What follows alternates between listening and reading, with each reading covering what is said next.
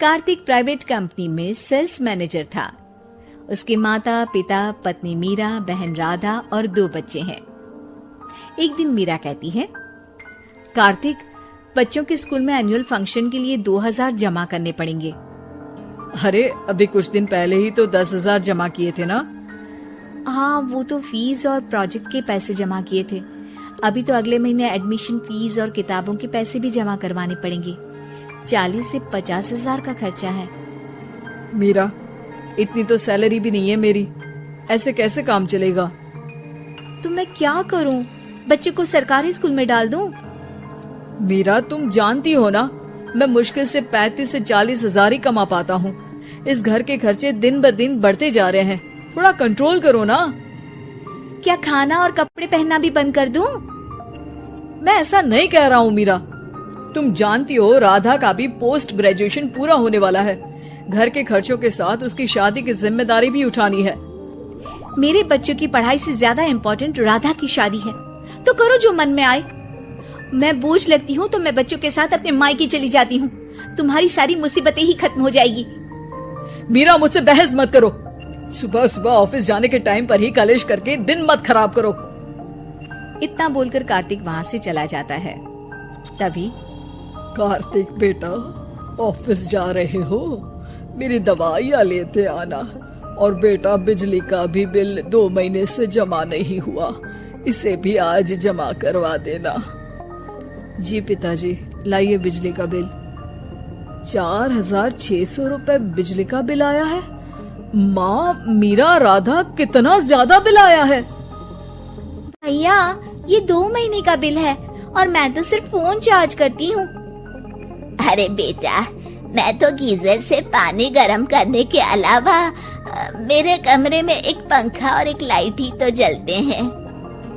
मीरा, तो फिर इतना बिल कैसे आया? हाँ, सारा इल्जाम मेरे पर ही लगा दो ना। भाभी, आप भी तो एसी चलाती हो, उससे भी बिजली का बिल बहुत ज्यादा आता है ना। एसी मेरे मायके से आई है और वो भी अब सबकी आंखों में खटकने लगी है।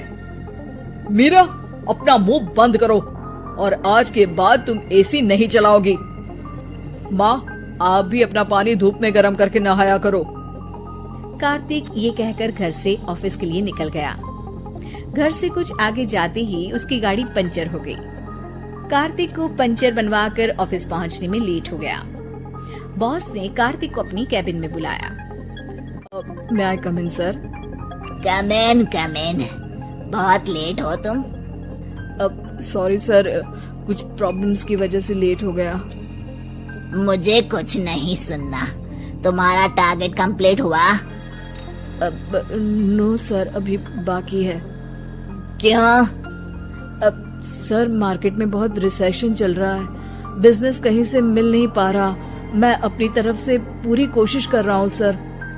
मुझे तुम्हारी कोशिश नहीं चाहिए, मुझे बिजनेस चाहिए। अगर तुमसे नहीं हो पा रहा है तो तुम रिजाइन कर सकते हो।